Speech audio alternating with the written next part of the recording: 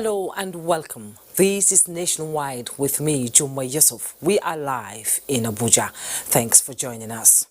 For the latest on the unfolding situation in Mali, delegates from the West African group ECOWAS met Mali's ousted President Ibrahim Boubacar Keïta and members of the country's military junta on Saturday in a bid to push for a speedy return to civilian rule following a coup in the troubled nation. 3 members of the group delegation headed by former Nigerian President Goodluck Jonathan were granted access to Keïta.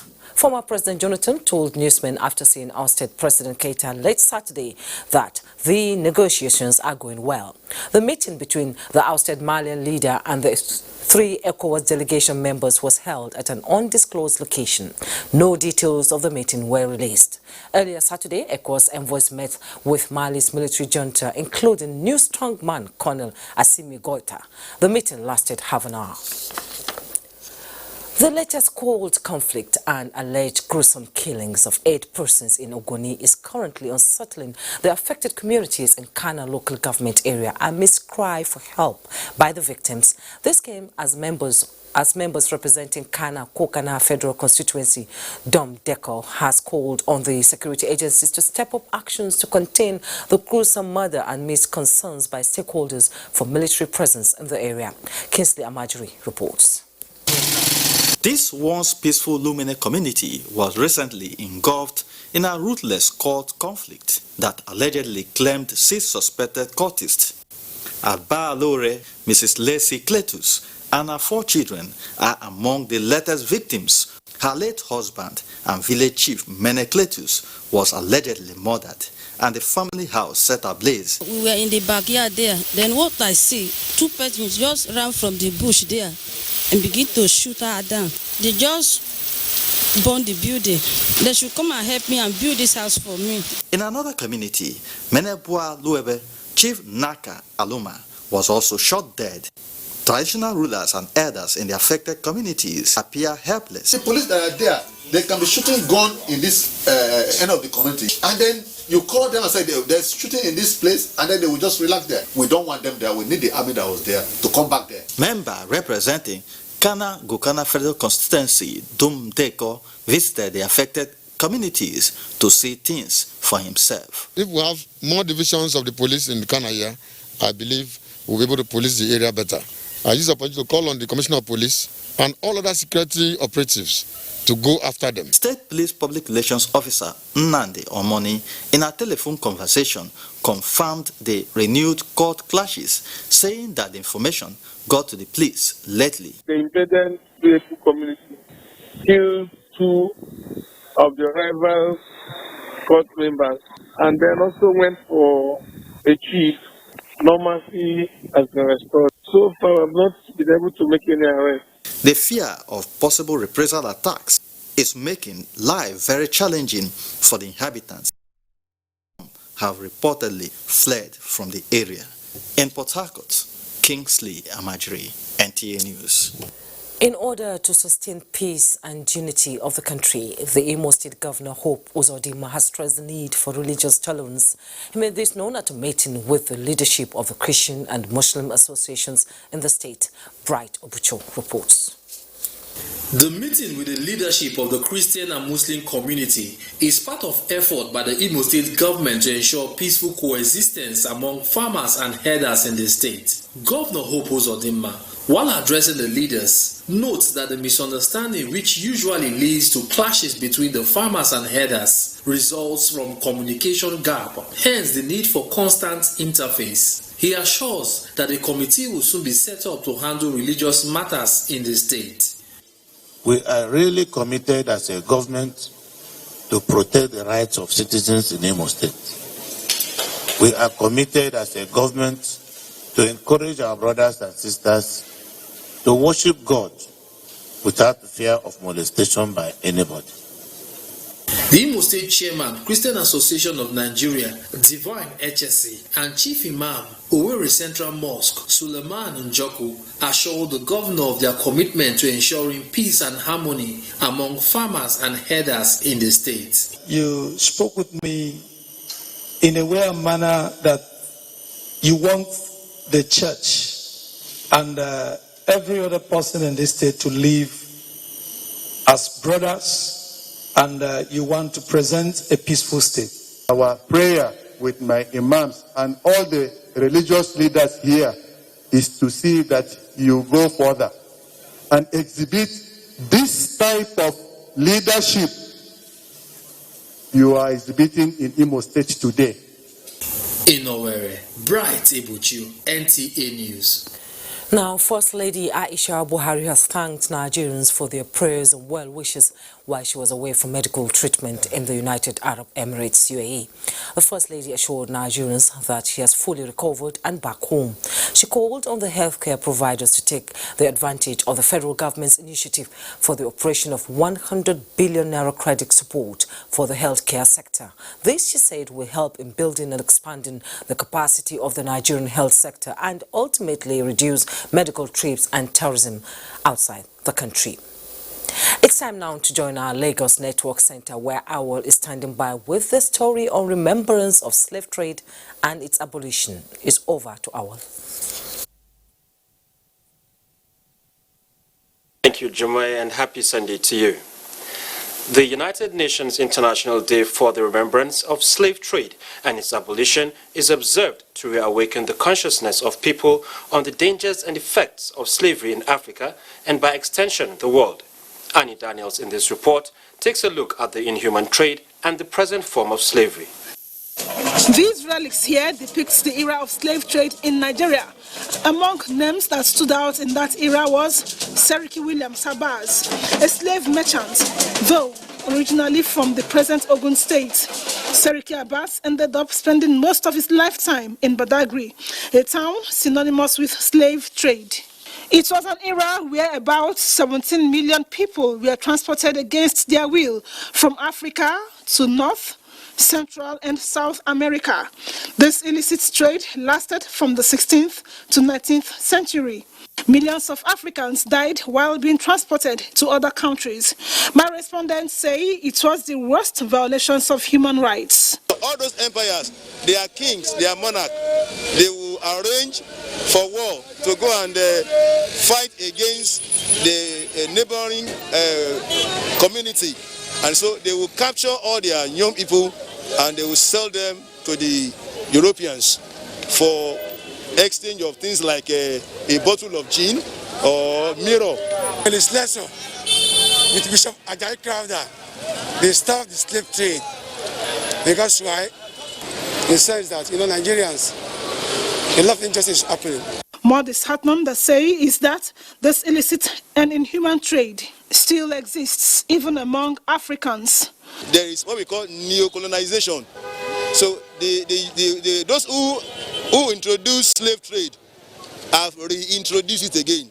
Are you talking about human trafficking? This is modern slavery. It's not the transatlantic slave trade. The modern slavery is about us. We have law that guide us, but we didn't follow the law. It's very unfortunate that women see themselves as the weaker vessels. So they look at it like, I can use my body to get whatever I want, and that's why it's easy for them to become easy prey to these traffickers. Human trafficking is modern day slavery. Human trafficking ensures that you lose all your rights as a person. All the dignity is lost. The human trafficker does not have a sense of proportion to say, look, I have suffered this person enough. No, look, they use you. After a point, you are sold off to another person. They suggest the way out. Parents be close to their children so they won't hide anything from them. We are telling people, be careful, be aware. Again, you see people saying, we'll give you a job of 300,000, 250,000 in United Arab Emirates. Watch it, watch it. You that you are talking of going to United Arab Emirates to work, what are your certifications? What certificates do you have? What are your competencies? We have had issues of people who cannot even write their names, and they're saying they're going to work. So what work are you going to do? The theme for this year is confronting slavery's legacy of racism together. In previous years, the day was celebrated with people all over the world coming together to organize events that centered on the theme of the day. However, the COVID-19 has put a stop to all that for now. In Lagos, Annie Daniels, NTA News. In fulfillment of its commitment to creating a platform for foreign and local businesses to thrive in the country, Lagos State Governor Babajide Sanwo-Olu has expressed the willingness of his administration to continue to collaborate with the Nigeria Export Processing Zones Authority, NEPZA. The governor made this known while receiving the newly appointed Managing Director and Chief Executive Officer of NEPZA, Professor Adesoji Adeshuba, and his team during a courtesy visit at the Lagos House Marina.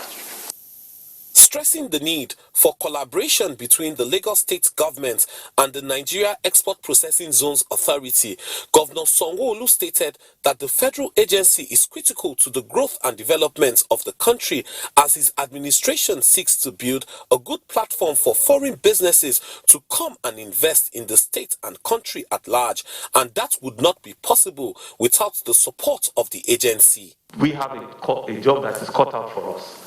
The job is cut out, and is really for us to have an authority like yourself work and partner with us, and let's be able to create a platform where foreign businesses, international, real foreign direct assets can come into this environment, can come into the country, and our people can be the beneficiaries of those investments.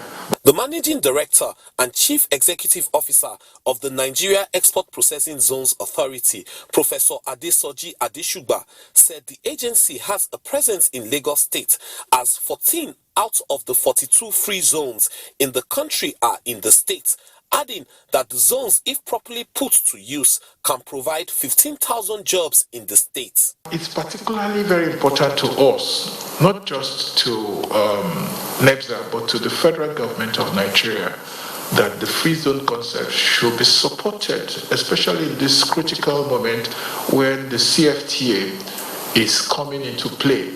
The Nigeria Export Processing Zones Authority is the federal agency responsible for promoting and facilitating local and international investments into the 34 licensed free export processing zones in Nigeria. In Lagos, Nosa Osula, NTA News.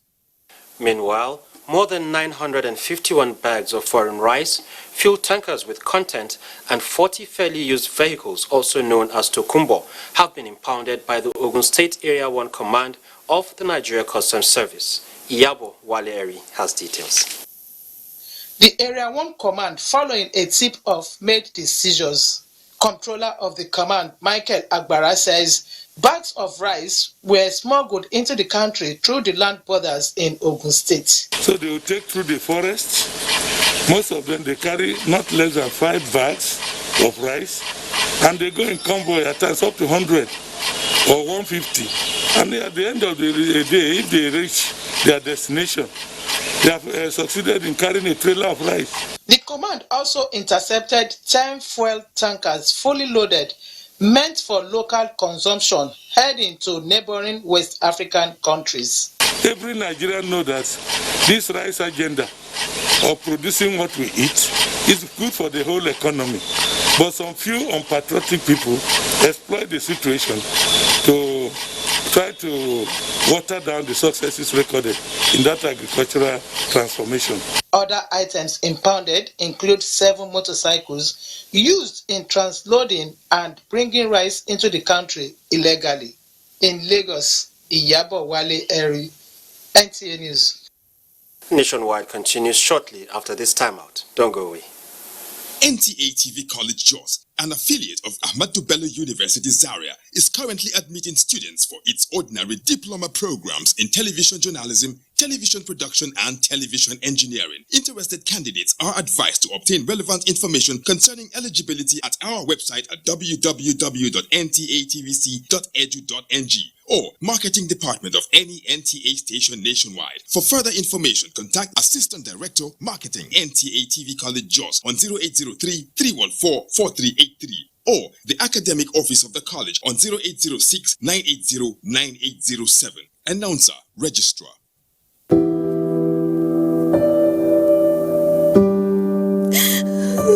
She cries. She cries in anguish and in pain. She bears the scourge of her grief. She toils in vain for justice and succumbs to silence. He gloats over his malady. Like a beast, he pounces with no remorse. Her cry means nothing. Her pain feeds her shame. Like an orphan, she's left to grieve in solitude. But no more will she cry in vain. Her adversaries will henceforth bear the brunt of their cruelty. Rape is evil. Rape is a plague, a pandemic of monumental consequences. We must unite and kick it out of our society. Connect with NTA and stand against rape and rapists. This message is brought to you by the Nigerian Television Authority, NTA. You can follow us on all our social media platforms: Facebook at NTA Network News, Instagram at NTA Network, Twitter at NTA News Now, YouTube at NTA News Online. Or visit www.nta.ng. For live streaming, visit www.nta.ng/live. Now, you can stay updated on the go, be it on your TV, iPhone, laptop, or iPad, or download the NTA mobile application from your Play Store or App Store. NTA, you can beat the rich.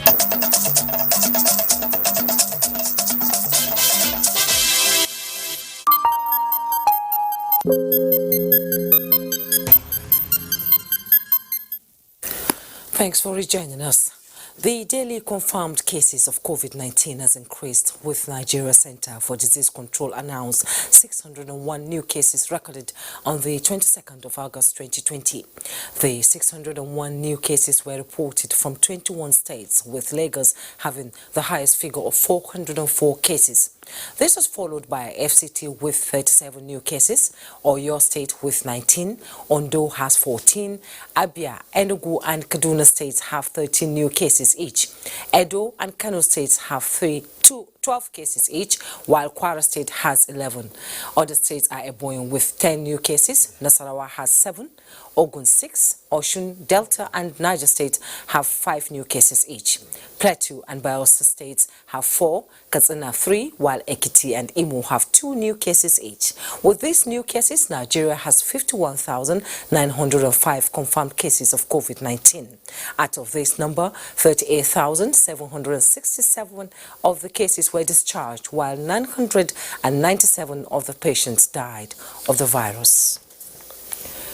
The Economic Community of West African States, ECOWAS, as part of its humanitarian service to a member state, has donated about 4,000 tons of grains to the Nigerian government to cushion the effect of the coronavirus pandemic. Yahanasu Hassan Barrow reports that the food items received by the Minister of Humanitarian Affairs, Disaster Management and Social Development, Sadia Umar Farouk in Kano, are to be distributed to the most vulnerable across the country.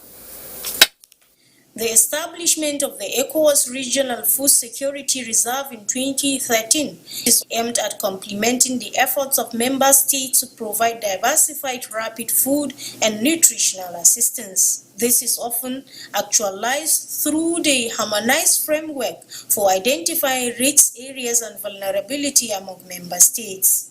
Nigeria qualified for the benevolence following recent vulnerability survey, which indicates that more than 7 million people are currently in difficult food situation, including internally displaced persons and children affected by malnutrition. It is therefore to cushion the hardship faced by this most vulnerable group that ECOWAS Commission deemed it fit to donate grains through its emergency fund with the support of European Union. The ECOWAS is continue this operation because it's very, very important for our responsibility. 3 ministers were on hand to receive the items on behalf of Nigerian government.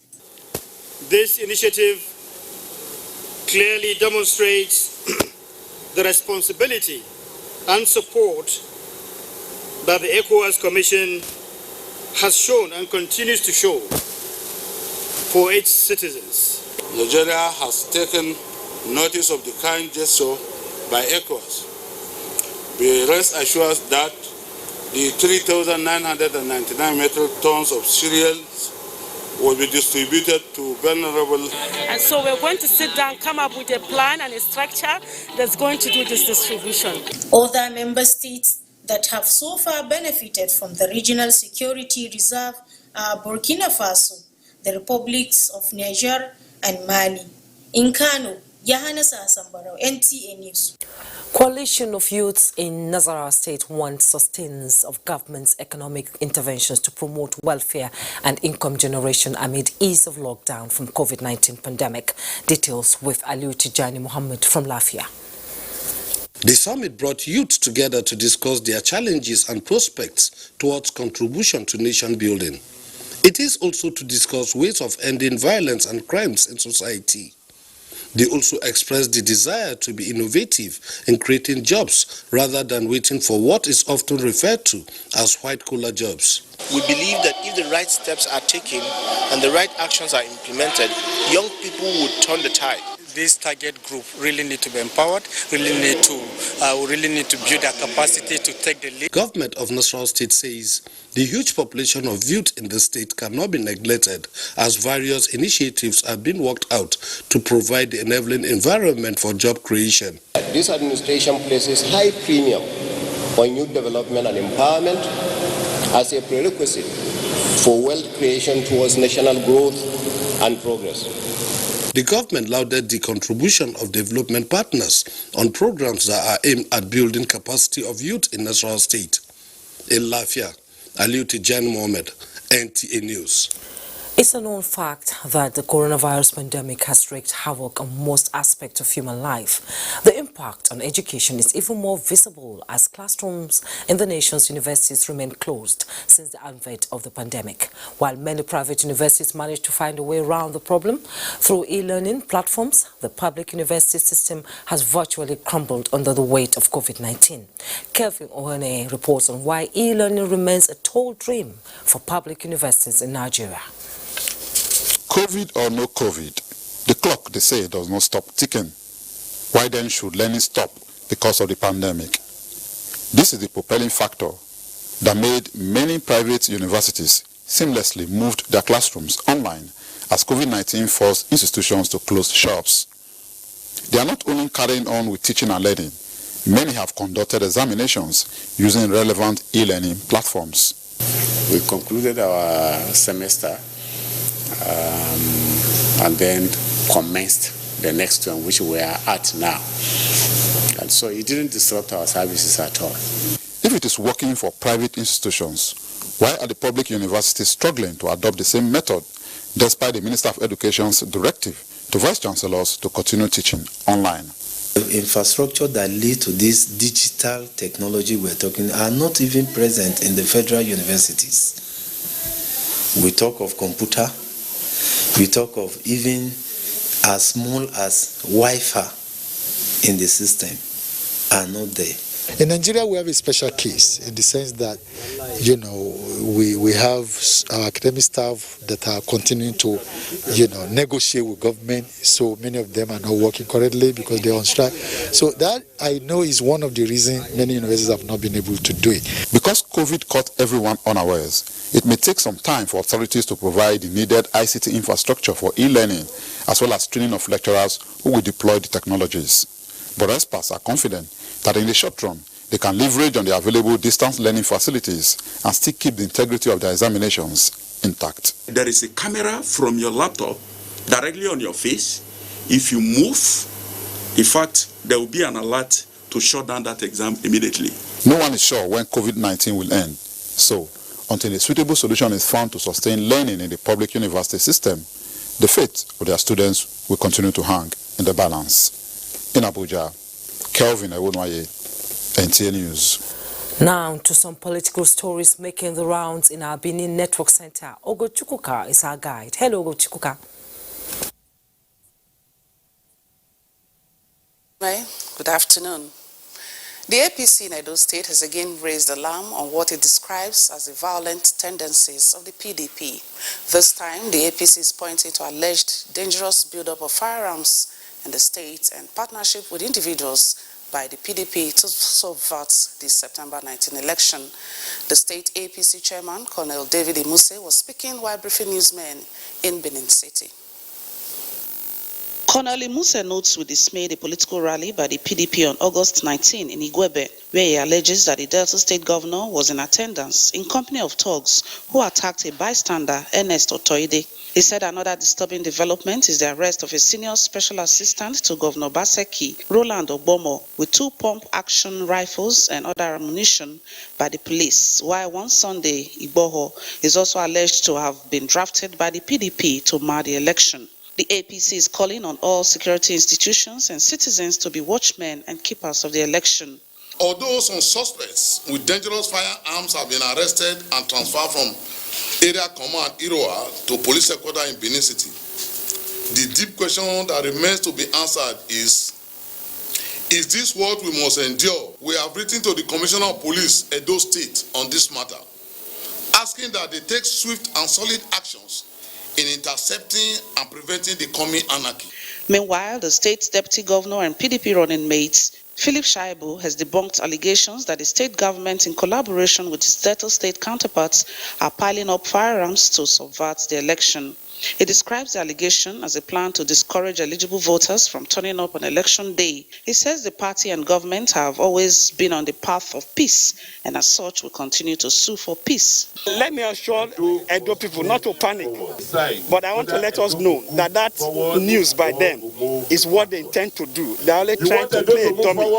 And I want to also alert the Nigerian police and the IG. I want to assure you that on election day, there will be no one gunshot. Deputy Governor assured eligible voters of peaceful election and appealed to them to turn up and defend their votes.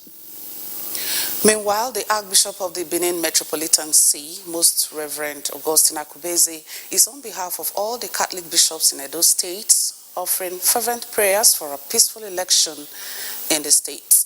This follows a statement earlier released which expressed concern about the lingering political crisis in the state. Ifoma Okafo has details. Archbishop Akubeze reminds politicians that political violence is a wild wind that affects everybody, advising them to sell their manifesto to the electorate rather than seek to get their support through deployment of violent words or action. You don't need to coerce people to follow you and all that. You just tell them the greatest good any politician will do for the people is to take care of their welfare. The Archbishop enjoins the youths to avoid being used as tools for political violence. These men, or women who are using you to fight, where are their own children? The bishop is optimistic that a call for prayers at this time is important. From the 15th of August till the 17th of September, we have called our members, all the faithful, and those who are not faithful, who will want to join us to pray, to join us in prayer, in lifting Edo State to God. The Catholic leader is hopeful that God will intervene to produce the much-needed peaceful, free, and fair Edo 2020 gubernatorial election. In Benin, Ifoma Okafo, NTA News. And talking health now, Ekiti State's government says it will flatten the curve of COVID-19 in the state with focus on provision of more personal preventive equipment to communities and expansion of COVID-19 testing in the rural areas. Governor Kayode Fayemi stated this while receiving a team of community development partners in Ado Ekiti. Yemi Dalemo reports. The Ekiti State Commissioner for Health, Mojisola Yakolade, noted that 12 more cases and 1 death was recorded this weekend, said the molecular laboratory for community testing will be taken to additional 2 local government areas in the state to allow for more testing in the rural areas. Governor Kayode Fayemi, represented while receiving a team of community development partners, said provision of potable drinking water is not only to give life to the rural dwellers, but to also provide more access for these people to embrace the hand-washing prevention against COVID-19. The best way to spend resources is to ensure that communities are taken on board in the conception of projects. The governor added that community development is a major pillar of his administration and reiterated commitment to collaborate with development partners such as the World Bank to attract development to the state. In Adwekiti, Yemi Dalimo, NTA News. The news continues in Abuja as we rejoin Jomai. Thank you for watching. Thank you so much, Ogochukuka.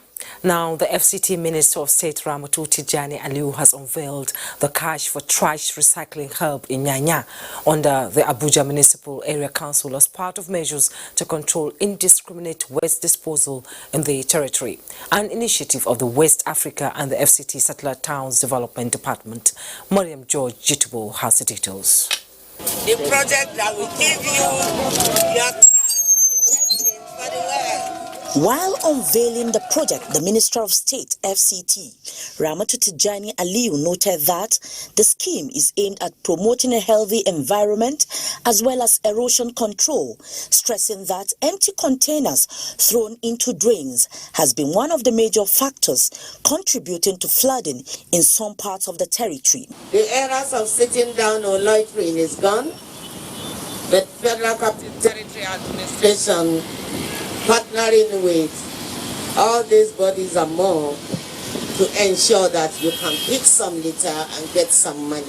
The convener of West Africa, Funto Barufi, says Abuja lacks recycling plants, hence the need to introduce it in the nation's capital, like most cities in the country. As a company in our footprint, one of the most fundamental objectives we have for 2020 is to reduce the carbon imprint in what we produce. And some years ago, we invested in supporting recycling of our PET bottles. He revealed that with support from the FCT administration and relevant partners, West Africa was able to establish 7 recycling hubs in the nation's capital. Mariam George, Jitubo, NTA News. Meanwhile, the Minister of State, FCT Ramatu Tijani Aliu, has flagged off the 2023 planting campaign in Karshi under the Abuja Municipal Council area. The minister said the campaign is to create awareness among citizens on the need to sustainably manage forests for the purpose of meeting the development needs of the present generation without jeopardizing the opportunity of the future generations. Again, Mariam George Jitubo has the details. The Minister of State, FCT, Ramatu Tijani Aliu, said the administration is working on a number of policies to enhance the protection of the territory's tree stock, adding that efforts are also being expended to promote the wide adoption of climate-friendly practices in the nation's capital. The minister called on other relevant departments to, as a matter of urgency, join hands with the Satellite Towns Development Department, STDD, in the revegetation of all open spaces, degraded hilltops and hill slopes, and to reclaim old borrow pits as well as rivers and flood-prone areas to prevent and mitigate adverse environmental consequences in satellite towns. The SDGs goals 13 and 15 of the SDGs require all sundry to take urgent action to combat climate change and its impacts, and protect, restore, promote sustainable use of terrestrial ecosystems. Tree planting is an exercise that must never be ignored, particularly now that we are facing serious calamities that has to do with flooding. Trees in an environment are known to enhance the supply of oxygen to the atmosphere, which serves as immunity booster to citizens, thereby reducing the expected susceptibility to COVID-19 fatality. The minister revealed that the administration is also investing in the adoption of solar lighting to illuminate streets in the satellite towns. Mariam George, Jitubo, NTA News. International Bible Society presents new Hausa version of the Bible and more messages of hope for the nation. Details with Zenret from our Just Network Center. Hello, Zenret. Hello, Jummai, and thanks for joining us in Jos. A new translation of the Bible in Hausa has been unveiled in Jos to meet the yearnings of the Hausa-speaking populace for easier understanding. Caleb Guchin witnessed it all. Mankind is believed to be guided by some inspiration, and this, in most cases, has been attributed to one's belief and faith in a deity. For the Christian, the Bible is the vessel in which this deity manifests himself and reveals his word to the believers, hence the attachment therein.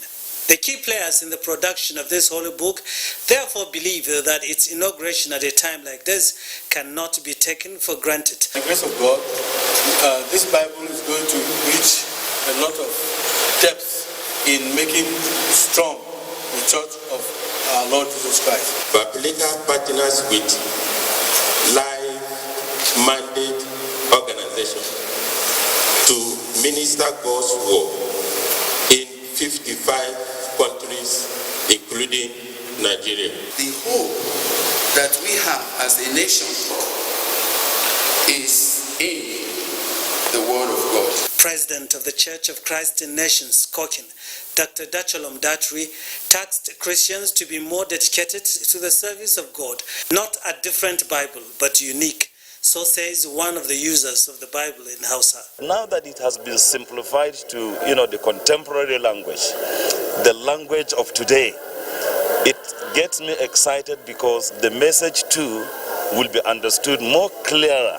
It was produced in a contemporary Hausa language that people across the world who speak Hausa can be able to read and understand. This particular version of the Bible in Hausa can be accessed through the U version on the internet. One of the unique features of this occasion is that everyone who attended got a Bible to take home.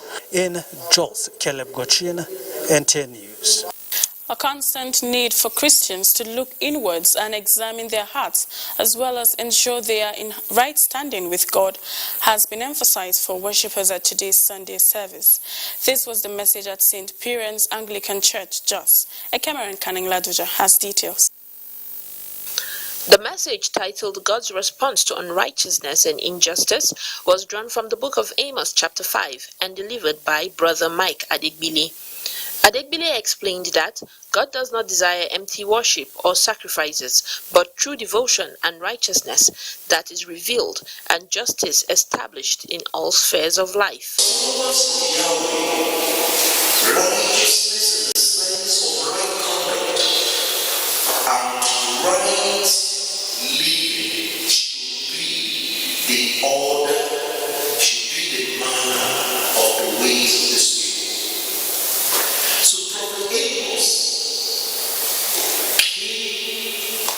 he spoke, and his prophecy came as a response to injustice. He added that God will continue to appeal to mankind to pursue the path of godly repentance and obedience. Hymns of worship and songs of praise by the congregation acknowledging the awesomeness of God featured prominently at the service.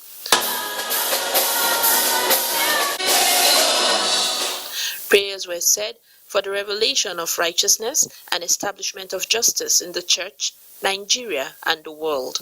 In Jos, Ekemeren Canning Laduja, NTA News. Condemning in totality acts of rape and gender-based violence has become paramount if the younger generation is to make a difference. This was the clarion call by the Women Commission of the Trade Union Congress at a walk to press home their message. Vinred Sylvanus-Lott has details. It is no longer news that society is confronted with cases of rape and violence against women and children on a daily basis.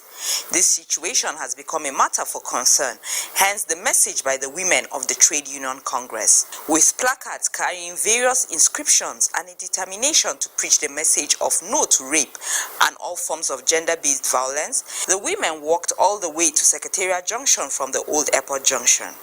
Condemning the acts, the women say victims are not encouraged to open up because perpetrators get away with the crimes, leaving a large number of victims stigmatized. We are calling on each and every Nigerian to join in the effort to tackle rape and sexual violence by protesting, specifically the women and the girl child. We pray that the government will look into it and put stringent measures and penalties to those who are involved in rape.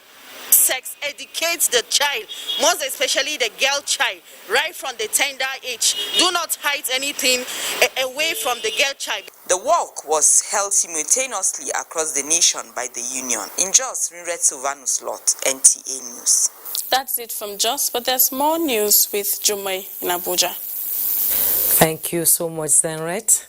The first phase of distribution of raw food items to pupils of public primary schools under the homegrown school feeding program of the federal government has been concluded, with many households in Ogun State as beneficiaries.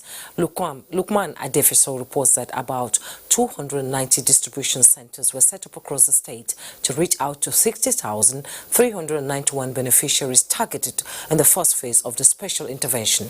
His report is presented in this package. The National School Feeding Program is a 70 naira per day meal for public primary school pupils across the country. At the peak of the coronavirus pandemic, when all schools were shut, the federal government adopted the strategy of distributing raw food stuff, and these were taken to the doorstep of the pupils on presentation of validated vouchers by parents for collection on behalf of their children. I receive rice, beans, egg, groundnut oil, palm oil, salt. This program was launched and flagged off by the Special Assistant to the President on National Homegrown School Feeding Program, Titilola Adeyemi Doro, on behalf of the Minister of Humanitarian Affairs, Disaster Management and Social Development, Ajia Umar Farouk in Ogun State in June 2020. The program has indeed impacted families. The social shocks of recent global crises, especially the COVID-19 pandemic, have led to enhanced modified social protection mechanism and commenced distribution of food to poorest of school children across the states, starting with the federal capital, Lagos State, and now Ogun State. We have 290 distribution centers. We place it by ward, but we have 230 wards, but there are some wards that are so big so that they will have two distribution centers. In all, we have 290 distribution centers. The second phase of the program will soon commence in Ogun State. The Minister of Humanitarian Affairs, Disaster Management and Social Development has acknowledged the role of the media, humanitarian actors as well as multilateral and bilateral partners as the ministry commemorates the first anniversary of its creation. The minister in a statement notes that it has been a very eventful, interesting and challenging year in which she learned to navigate the peculiar geography of humanitarian, disaster management and social interventions to fulfill the ministry's mandate, describing the president as visionary for creating the ministry which has been in the vanguard of battling the coronavirus pandemic. Sadia Umar Farouk thanked the president for putting her in the driver's seat of the ministry and acknowledged that over the first 1 year in the saddle, she has gained new insights, learned valuable lessons and emerged with fresh perspectives regarding what works and what does not. Commending the role of the media, the minister described the fourth estate of the realm as both partner and ally, which remains an important stakeholder, emphasizing that she and her colleagues remain resolute and committed to fulfill the mandate which informed the theme of the anniversary, service to humanity.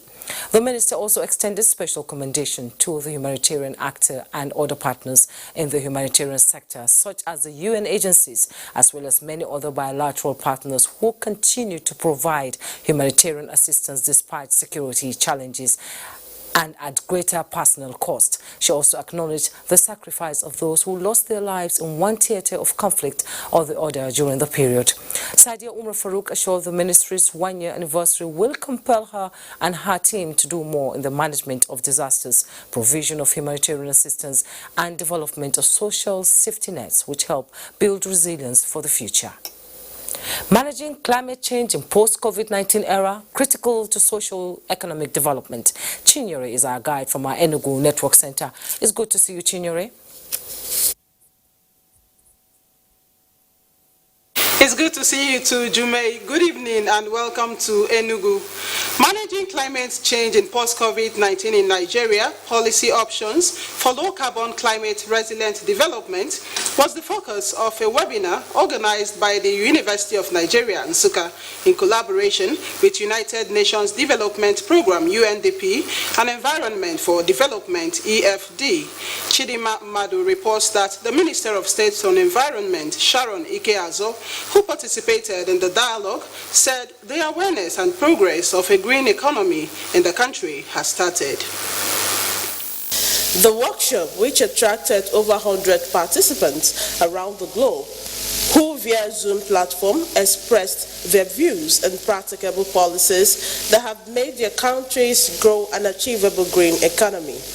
Experts in their contribution said climate change war in Nigeria is inevitable and that there should be more transformative climate action and move away from fossil fuel, which raises serious environmental concerns. They mentioned that the ongoing adaptation activities are not sufficient and urged states and local governments to be more committed to accelerate the impact of achieving a green economy. The Minister of State and Environment, who appreciated the participants in bringing forth policy options to be adapted, said there will be continued advocacy for green recovery and assured them that a roadmap will be drawn towards saving the environment. So one of our strategies, for managing climate change in this post-COVID-19 is to work with partners like you. We've been working with UNDP, World Bank and others. The Vice Chancellor, Professor Charles Igwe, represented by the Deputy Vice Chancellor Administration, Professor Patrick Obuko, said the workshop will bring a dramatic change in every sector and there will be a monitoring program to achieve their goals. The Director, Resource and Environmental Policy Research Center, Environment for Development Nigeria, Professor Nnemeka Chukwone, said the discourse has yielded a positive effect and that they will work with the Ministry of Environment on the recommended policies. A lot of submissions were made that will affect every aspect of the economy. In Enugu, Chidima Madu, NTA News. To address the cries of marginalization and imbalance in appointments and distribution of amenities in the country, President Muhammadu Buhari recently revitalized and constituted a new team of commissioners for the Federal Character Commission. Receiving the commissioner representing Enugu State at the commission, Mrs. Ginika Florence Store at the Government House, Enugu, Governor Ugwuanyi promised government support to ensure the state is availed of her fair share in national affairs. Susan Eze has the report. With so much complaints of underrepresentation in not only job and political appointments, but also in the distribution of amenities in the country, the chairman and the newly inaugurated commissioners of the Federal Character Commission therefore has the mandate to ensure balance, equity and justice in the sharing of national interests. The commissioner representing the state, Mrs. Ginika Tor, assured the governor that the interests of the state will be well protected, especially in job recruitments and appointments into civil and public services in the country. If we do it right, it definitely will foster peace and unity amongst us. And it will also command national loyalty. It will reduce chaos, it will reduce fights, it will reduce problems all over. Happy with the new zeal and vigor injected into the Federal Character Commission by President Muhammadu Buhari, Governor Ugwuanyi assured the state representative, Mrs. Tor, of every support to ensure that the state gets its due share in the national scheme of things. I pray that the good Lord grants you the health, presence of mind, focus and courage to entune a new paradigm that will expand the frontiers of Enugu state opportunities in the federal civil and public services.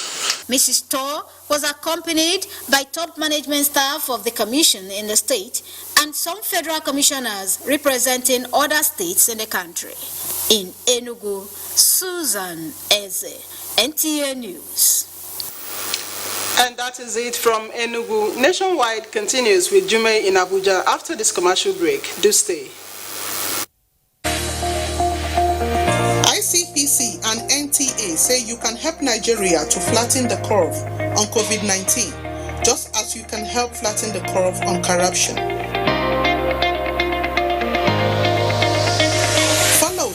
transparency, accountability, and integrity just as you follow health guidelines.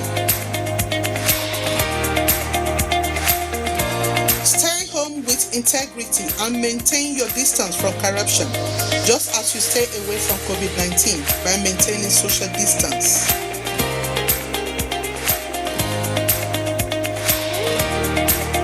Report every act of corruption to ICPC, just as you report COVID-19 to NCDC.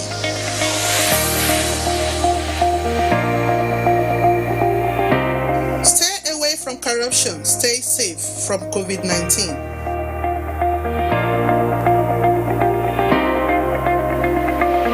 Report any act of corruption to ICPC on toll-free number 0800-2255-4272. This message is brought to you by ICPC and NTA.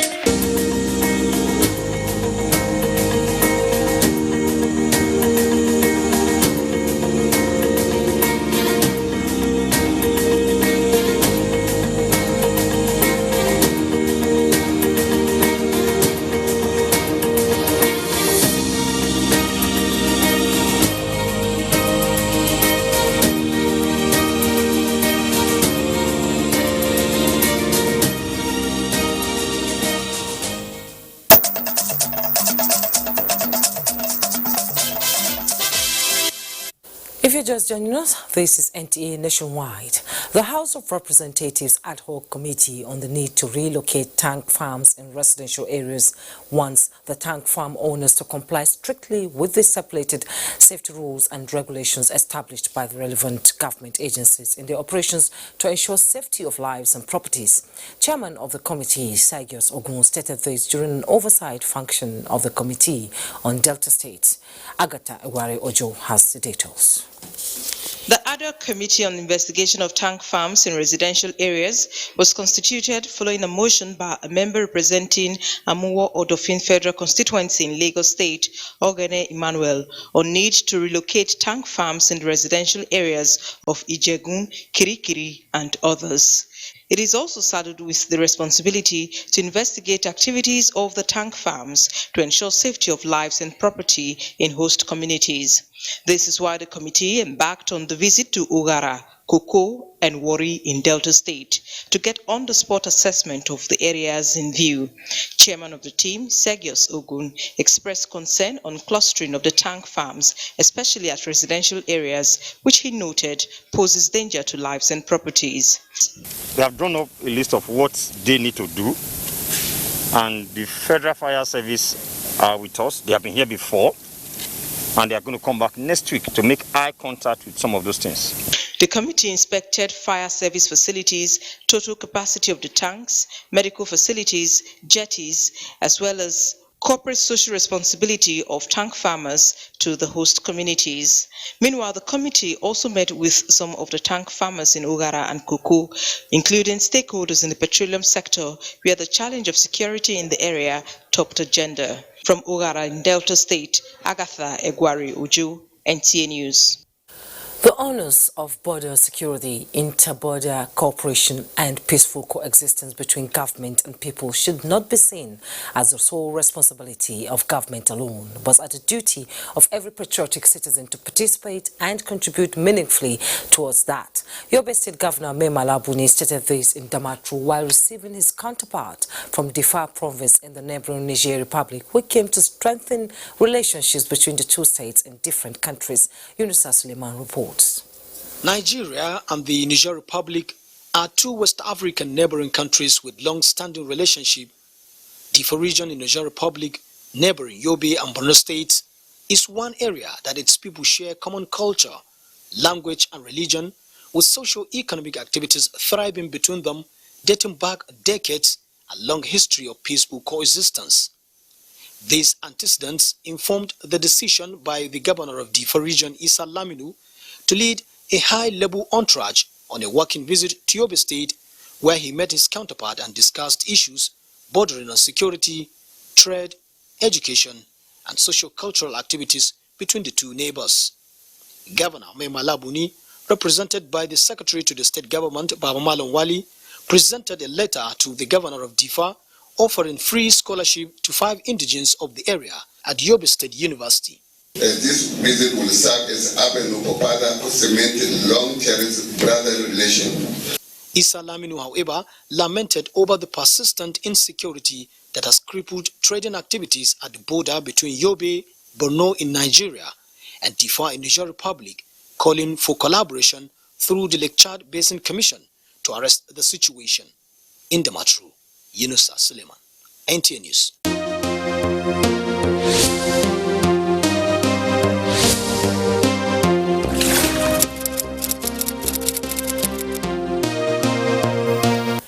That's Nationwide for today. Thanks so much for your time. I am Juma Yusuf.